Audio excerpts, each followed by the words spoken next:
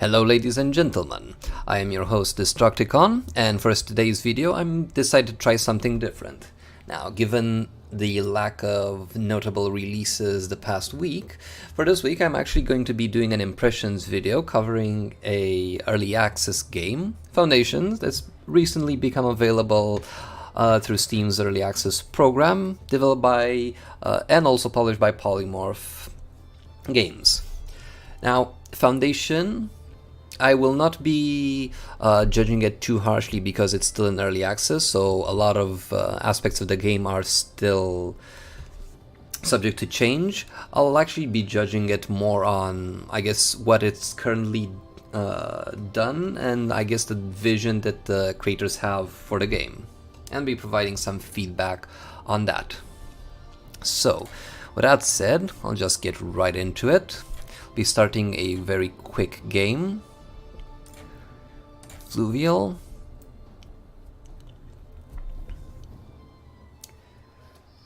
And here we are. So, if it wasn't yet clear from the onset, a Foundation is actually a city builder type game with, I guess, a heavy focus and emphasis on city planning, supply chain management, and territory expansion. Although not the aggressive kind from what I've seen so far. You start the game with a very wide map and a few territories, which you need to choose in order to start developing your society.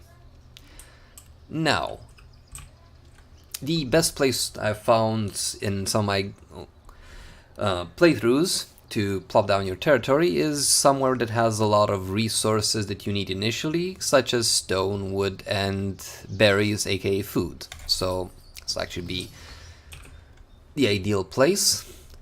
We'll set this to highest speed, and to get things going I'll plop a city center or a village center here. So we'll just build a lumber camp, gathering hut, and the stonecutter's camp. Have two of my citizens assigned as builders while I start analyzing and talking. So, first thing that I actually want to touch upon will be the graphic style of the game. So, as can be actually quite clear from the beginning, the developers have chosen to go for a graphic style which is, I guess, more stylized and less on the realistic side. So my thoughts on that are actually, it's probably a good idea. You don't need all your games to be hyper realistic, and it also has several advantages in the sense that hyper realistic games tend to not age very well. They something that looked very good a few years back will probably not look as good by today's standards. And also, choosing a more stylized graphical approach can probably save you development time, as you won't need to invest too much into a graphics engine. That said, stylized graphics can look really beautiful. Like, as you can see, my citizens aren't very well detailed, but they still look quite cute. The grass looks organic enough and cute. The trees are all nice, verdant and lush. So the game does look extraordinarily good, and I actually like this approach from the devs. I think hyperrealism has been done way too much, and also helps them distinguish somewhat from some other games that we had so far. Now, with graphics out of the way, we'll go into what the game tries to do. As you've seen, I actually started off by building a basic supply chain. So I've plopped down some of my gathering buildings.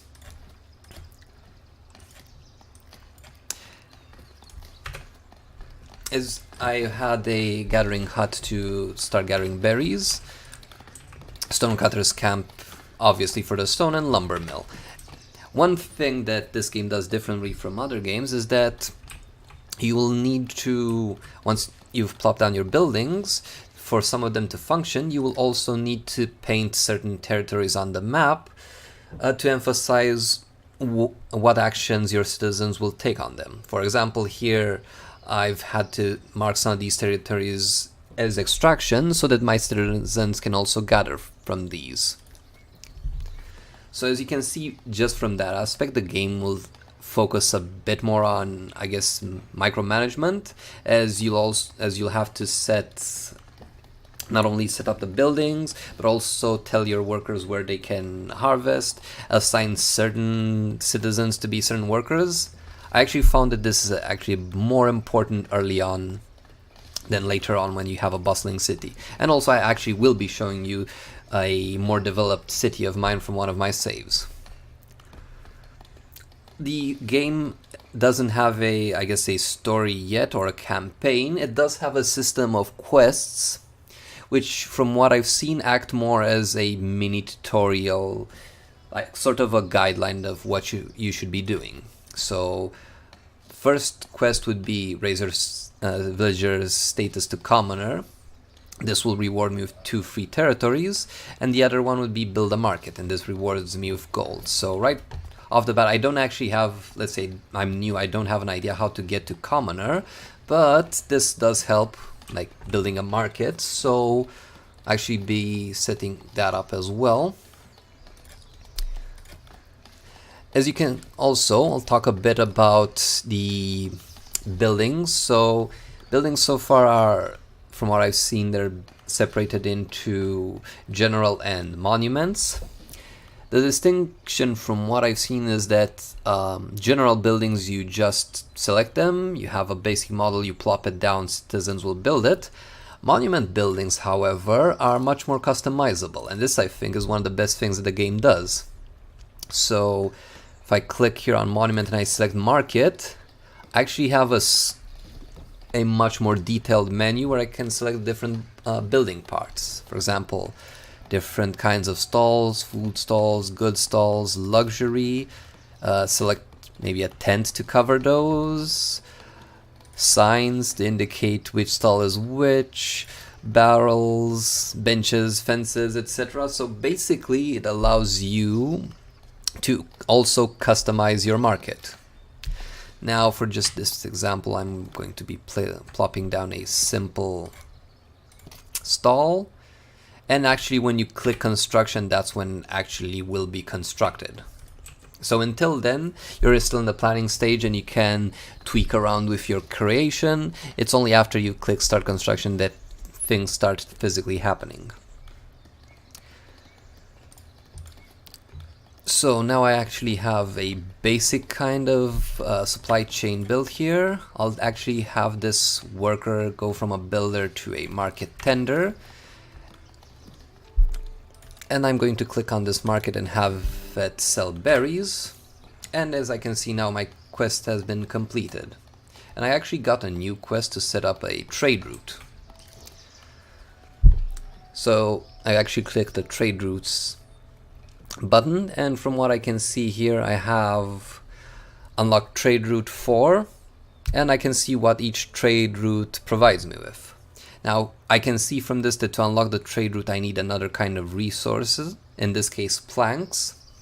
I don't yet have planks, so what I need now is to set up the next part of my supply chain and actually construct a sawmill. I actually want this pretty close to the lumber camp, so that I can produce planks. Also, I want a warehouse so that it can hold all my resources, and I'll actually be placing this pretty close to the supply chain as well.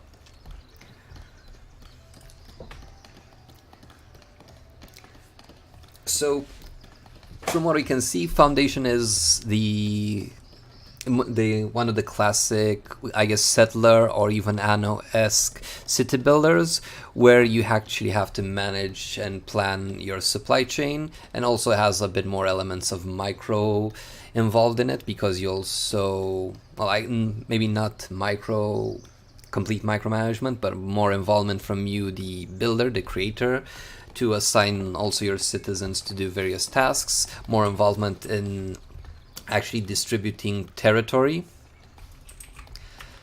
And now with this out of the way, I'm going to show you what this all leads to. So gonna load up one of my saves, selecting this one, Hills. I actually spent like 7 hours yesterday building up a city. And as soon as this loads, I'll be able to detail some of it. So you might have noticed in my attempt, in my first build here, that I didn't actually plot down any houses. Funny enough, that supply chain... Oh, I actually supposed to click on load as well. I thought I did that. Anyway, you'll actually notice that houses will be unlocked a bit later on, which is a bit of an oddity, I feel, but whatever. Okay, so this is what a game of Foundation can look a little bit later on. So now my society has been more fleshed out. One thing that Foundation also does a bit differently from some of the other games, and this is a bit more reminiscent to City Skylines, is that you can paint a territory to be residential, and if you do that, citizens will build houses on that territory on their own. They still will require resources from you though, so you still need to set up a proper supply chain for that. I guess this might bug some people who are more into heavy micromanagement of their house setup as well, and getting the most density, the most population density per territory. But this makes more sense if you're going for a more organic city management approach, which it's clear that Foundation does. So not entirely yet sure how this will pan out late game, but it's a cute little feature. One thing that might still require a bit of work is the actual supply chain itself, in the sense that it doesn't appear to always be entirely smart. I'll take some of these buildings for example. I have here a classic food providing chain, farms which produce wheat, windmills that take the wheat and produce flour, bakeries which take the flour and some water to produce bread. Problem here is, from the setup you can see I have 6 farms. You can see if I click on the farms that they do have excess wheat. However, only 2 of my windmills are operating right now. Some of them aren't getting enough wheat. Even though I have a warehouse here that's assigned to receive wheat, flour and bread to sustain the supply chain, it just appears that some of the buildings have a hard time redistributing or receiving supplies. So that part is a bit clunky and I dislike. I think there needs to be some more work there to maybe smooth out the AI. And this I actually started noticing the bigger my city became, because the buildings just became more and more inefficient. Actually, I'm having a hard time deciding whether this is, I guess, by design, in the sense that the developers are highlighting that no supply chain is perfect, like there are hiccups because humans are kind of imperfect by nature, or if this is maybe an AI issue. I don't know. I'm hoping that this will be smoothed out a bit, though. I'm hoping, and I guess what I'm saying is that I'm hoping this isn't by design. But anyway, now with all these supply chains, so I have food, I have here clothing, so sheep, transforming wool into textiles and transforming those textiles into clothing. I have here a bit of a bigger market, so I'm selling here clothes, this booth is selling bread, and this booth is selling berries. And as you can see, the houses have different tiers of houses and they're a bit more advanced. Some of them are the smaller village ones, and these are a bit more higher in desirability. These are the houses where the citizens live. Now, one thing that I do want to highlight, and I think this is one of the things that Foundation does its best, is the monuments. So this is a church that I actually built earlier on, and this probably looks a bit more like a cathedral. That's by design. You have an absolutely insane number of ways to customize your buildings, especially monuments, once you get to them. So I'm actually going to be opening up an example of this. I'm going to go for a church. Now I can... Usually it all starts from a core. I'll be placing this on grassland so it's a bit more clear and we don't have trees obstructing it. Once I've plopped down the core, I can adjust the height. Very nice feature. And I can modify the theme. So this is basic stone wall textures. I can choose red, which seems to be like it'll construct a clear wall texture with red roof tiles, and blue will have blue roof tiles. Then, let's say I'm building a really tall church. I'm going to be skipping this for now. A really tall church needs archways to keep it stable, so maybe I want to add some archways here to redistribute some of the load.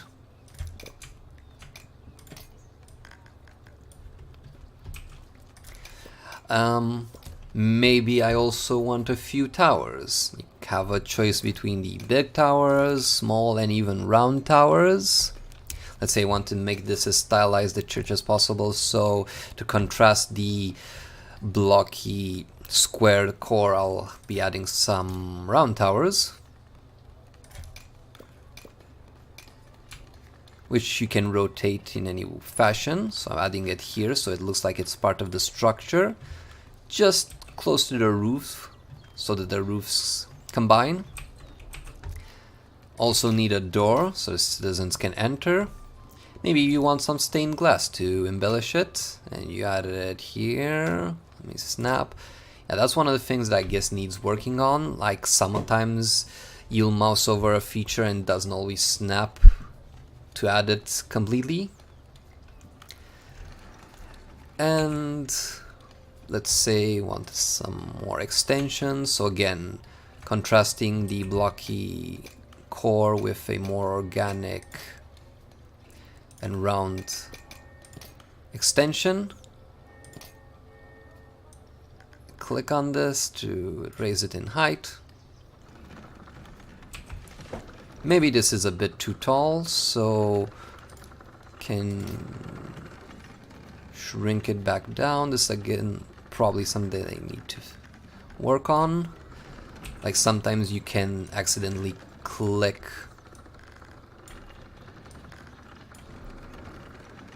something you don't want, and this is nice.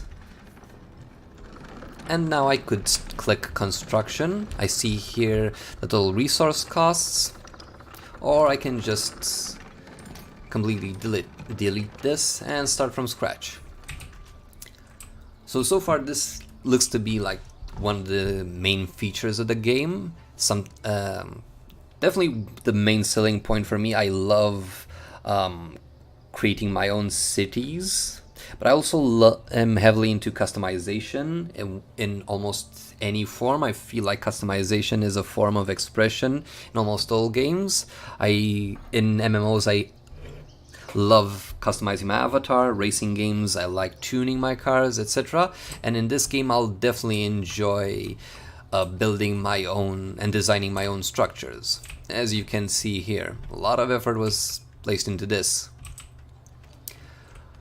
But the game, obviously being in early access, it still needs some work. There are still some features which I don't think have been totally integrated yet and still require some time, but that's okay.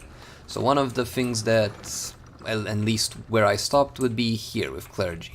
Now earlier on you saw a pop-up that I received. You will also receive some mini quests which you can choose to complete either in the name of your citizens, your king and your clergy. And these will reward influence with all of them, represented by these icons. So I did a few clergy missions, and I also received a lot of splendor from building this. So building structures in the monument category for certain factions of yours will reward you with splendor in the appropriate category. Using that, I actually unlocked several features here from Clergy, but there's one of them here that is still not unlockable. It says coming soon, and there's some of those in the other categories as well. And most notably, what's missing right now is castle construction customization. So far, the only thing that I was able to construct were these wooden keeps, which more or less resemble guard towers. So yeah, the game still needs, I guess, a bit more time. There's still some features that need to be added, and maybe there's some more optimization that needs to go into the supply chains themselves. But so far, what I'm seeing is something that I like a lot. So I'm a big fan of setting up supply chains, like finding the optimal layout. And it's also always nice to balance like getting a proper layout against the limitations of your territory and the needs to expand. And I absolutely adore the monument customization. I think I'm probably going to be spending a lot of time with this. So the game does do a lot of things right. I like their approach a lot, and I'm quite eager to see how it further develops. Now, so these have been my thoughts on Foundation so far. If you'd like to support my channel, please consider leaving a comment, liking and subscribing to my channel. And also please note that I produce content on Twitch as well. I try to stream regularly. My Twitch link will be found in my about comments. And also please note that I do also write frequently for Team Liquid, and you can check some of my articles out on teamliquid.net. I usually do coverage for StarCraft. So until then, thank you all for watching and have a wonderful day.